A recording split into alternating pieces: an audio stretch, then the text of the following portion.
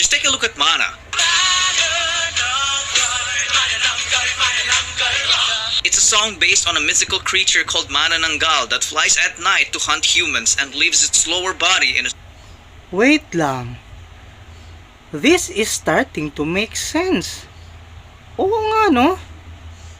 Yung Bulan para siyang, alam mo yun, parang mysterious na dark.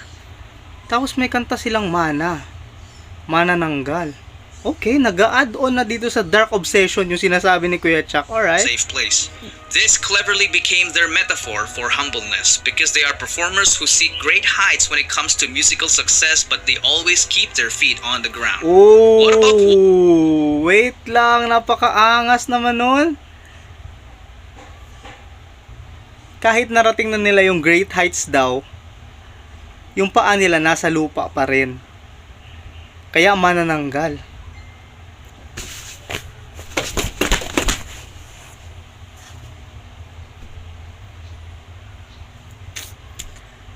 Ay, nako, SB19 never fails to amaze me, man.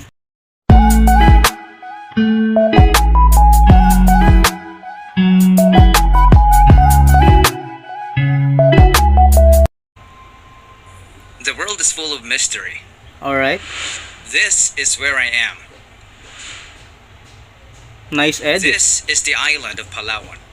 What's interesting is that it's shaped like a sea dragon with its mouth wide open. What's more interesting is the island right next to it.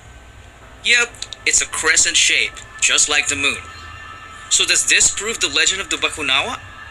Or is it just a bunch of... Ay. Sir, Kuya Chuck. Grabe ka. Para ka ka na, parang legit ka na talaga na ano bang tawag diyan? Parang director ka na ng isang movie. Napakaganda ng mga concept mo maganda ng mga parang mga theory mo no. Etong Palawan. Di ba mukha siyang dragon? Putik, parang intro sa isang palabas no. Air in my gut. Ano? Yep, it's a crescent shape, just like the moon. So does this prove the legend of the Bakunawa? Or is it just a bunch of air in my gut?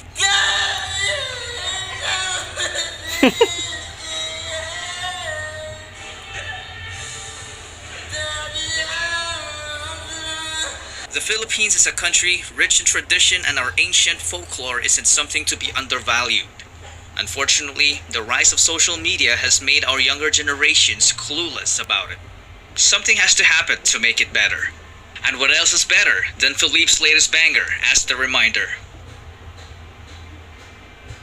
May 4, 2022. Felip announced this. 18 were like, Uy, gago kuya, wait lang! Wait lang kuya! Si kuya naman Hindi pa naman ako ready! it was plain obvious that the next song is going to be based on Filipino mythology. But doesn't it feel like deja vu? It makes me want to say, I think I've seen this film before. SB19 has definitely done this many times. Just take a look at Mana. It's a song based on a mythical creature called Manananggal that flies at night to hunt humans and leaves its lower body in a... Wait lang. This is starting to make sense. Oo nga, no? Yung Bulan para siyang, alam mo yun, parang mysterious na dark. Tapos may kanta silang Manananggal. Okay, nag-a-add on na dito sa dark obsession yung sinasabi ni Kuya Chuck. Alright. Safe place. This cleverly became their metaphor for humbleness because they are performers who seek great heights when it comes to musical success, but they always keep their feet on the ground. Oh, What about... wait lang, napakaangas naman nun. Kahit narating na nila yung great heights daw, yung paa nila nasa lupa pa rin. Kaya manananggal.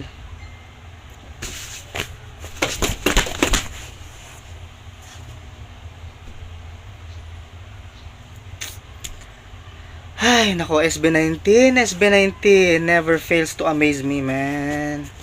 I can't do this shit, bruh. Nakakabaliw to mga paghahampasin ko talaga. Pag nagkita tayo sa personal, pre, pag sasampalin ko kayo, pre, Grabing utak meron kayo, pre. Ano ba yan? Dapat pagsasampalin ko kayo para sobra na yan, pre. Sobrang genius. Sobrang genius. Hindi na makatao. Maawa naman kayo sa aming mga bobo. Grabe, pre. Nakaka-amaze yung ganun. What?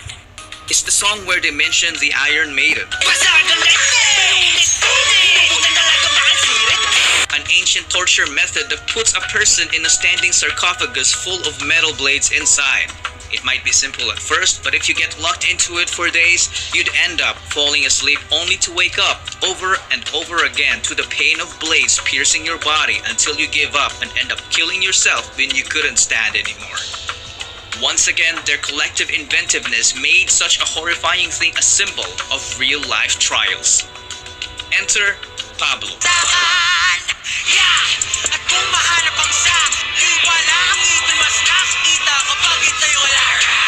This song talks about the two lives of a werewolf, which creatively depicted the story of converting self-doubt into acceptance and self-love. But all of these things were nothing compared to this power of manifestation. Just take a listen to this line. Josh low-key predicted Felip's second single. Philippines! In Philippine mythology, the Bakunawa is a dragon that swallows the moon and causes eclipses. The legend of the Bakunawa started way back, even before the colonial period. The word was even listed in the Visayan Spanish dictionary, which is a direct translation of the eclipse of the moon. Once upon a time, Bathala created 7 moon deities with the purpose to light up each night of the week. They Deities pala yung pag-pronounce nun. Akala ko deities. Hay nako, Curbs. Hay. Nakakabobo. were Subang, Banilig, Banolor, Bayari, Libulan, Bulan, and Halia. 7 During the faces of the moon. nighttime, Bulan, together with his siblings, sometimes comes down to the earth to ease their boredom. Different birds would flock, and reclusive mermaids would surface together and become friendly with the animals to appreciate the siblings' unparalleled beauty and alluring presence. From the dark corners of the deep, the Bakunawa saw their majestic light, which immediately made the dragon obsessed.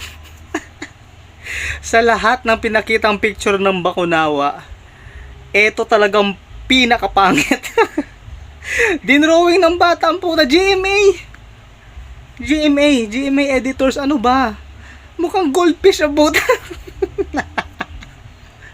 Kahit saan talaga dalhin tong GMA, walang kwenta. Ayop na yun. Possessed one of them. So it decided to emerge and succeeded in swallowing Subang in one gulp. The Bakunawa returned to the deep as it felt warm and its domain shined with the brightness of Subang's light. But it only lasted temporarily because the moon gradually melted in its gut. This frustrated the Bakunawa, so it flew to the sky to devour yet another moon. Aliyah was his target this time because her radiant light was just irresistible. But her twin brothers Banilig and Banolor defended her, so they ended up getting swallowed instead. The serpent then retreated again to enjoy his spoils. This scared the heck out of the remaining siblings, so Libulan got himself rescued by his suitor Sidapa, the god of death, who fell in love with him despite knowing they have the same gender. Mayari also left for the purpose of challenging Apulakay, the sun god, to rule over the earth, but she would... Putik Filipino, ano to? Filipino folklore, ano ba tawag dito? Filipino tales, mga ganon. Hindi, wala akong naalala nung bata ako na may mga storya na ganito. Narinig ko yung Bakunawa, pero yung storya na ganito na kinain niya yung buwan, tapos naglight yung stomach niya, tapos natunaw, nawala yung ilaw, kakain ulit. Hindi ko talaga narinig to dati. Narinig ko lang yung nabiyak yung kawayan, si Malakas at Maganda. Yan yung narinig ko dati. Wala na akong maalala ng mga gandong storya, pre. then be defeated, resulting in her losing an eye, so she would end up settling down by marrying a mortal man who would become the country's first shaman. Interesting stories for sure, but it's for another video. Daddy, chill. Anyway, after a few nights, the obsession of the Bakunawa took a turn for the worse as the two moons melted in its stomach yet again. At this point, only two moons remain, Bulan and Halia. The Bakunawa aimed for Halia, but Bulan defended her, so he ended up getting swallowed instead. In desperation to save Bulan, Halia mustered the light of the stars, which conjured a magic sword that she used to strike the Bakunawa. She managed to hurt the dragon, which resulted in spitting out Bulan. But he was no longer a god. He became a mere young mortal boy. Halia saw this as an opportunity to keep Bulan safe, so she continued to defend herself from the Bakunawa by using her sword for as long as she could. She became a capable warrior and started to cover her face to grieve for his lost brothers and hide her ravishing beauty.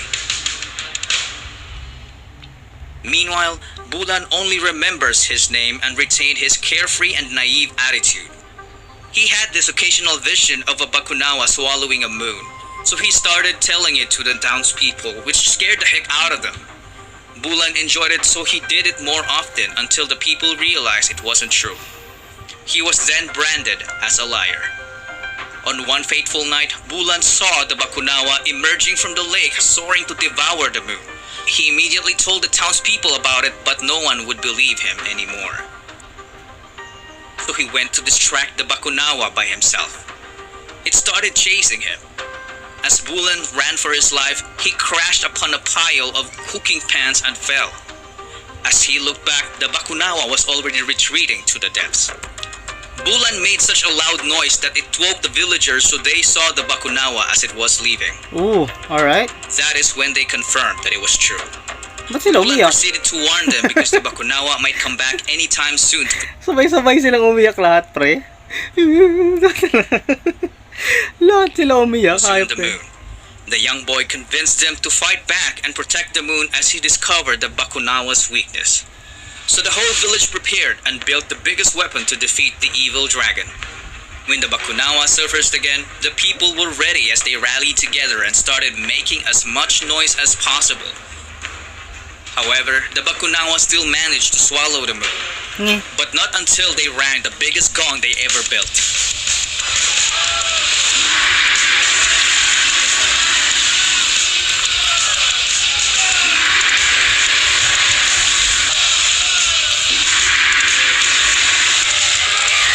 The sound destroyed Bakunawa's wings and it inflicted so much pain that it had to spit out the moon.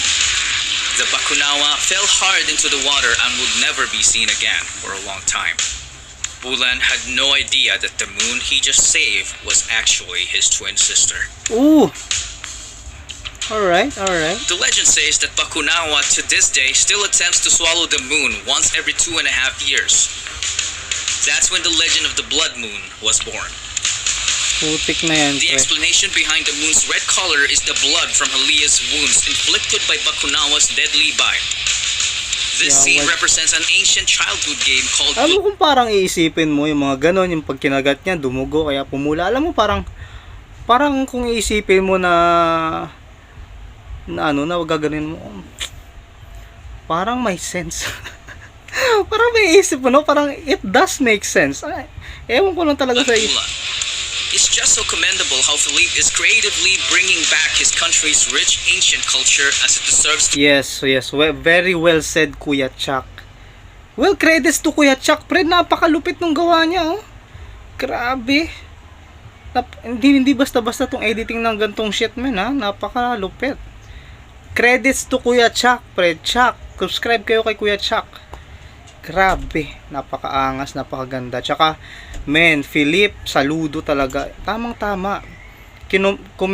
Commendable all of the things that he did about Bulan, pre, para ma-topic tong gantong klaseng tales dati, yung mga folklore, alam mo yun.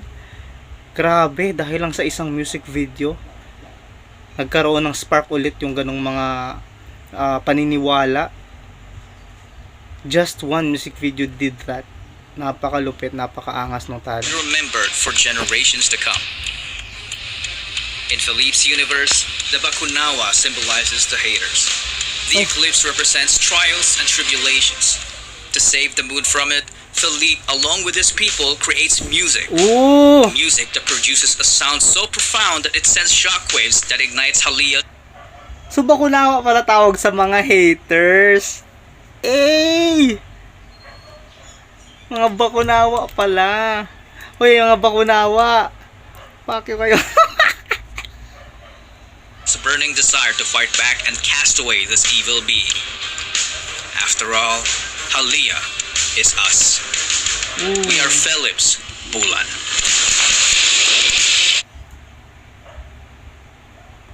So yun.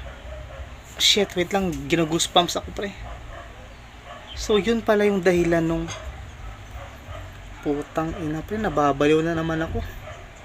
Yun pala yung dahilan ng logo niya. I was wondering what the logo was. What the logo was all about. So yun pala yun. Si Halia, tapos yung Bulan. Bulan is us. What the F, pre? Hayop ka, Kuya Chuck. Hayop ka. Grabe ka. Wow. What the F? The breakdown is amazing. God tier. Pre, napakalupit.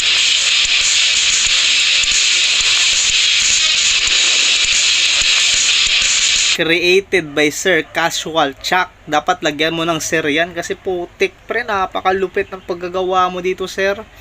All credits to Sir Casual Chuck, man. Subscribe to him. He makes wonderful content. Lalo na itong mga gantong mga editing shit na ginagawa niya. Napakaangas. So that's it. Thank you so much for watching. Subscribe kayo at saka turn on notifications kasi para yung algorithm ni YouTube iangat niya tsaka ma-suggest tayo sa ibang mga 18 sa ibang mga tao para mas lumawak ang message ng SB19 para mas lalo tayong makilala ang malulupit nating mga idols, mga SB19 malupit. So let's go. Thank you so much, Curbs PH.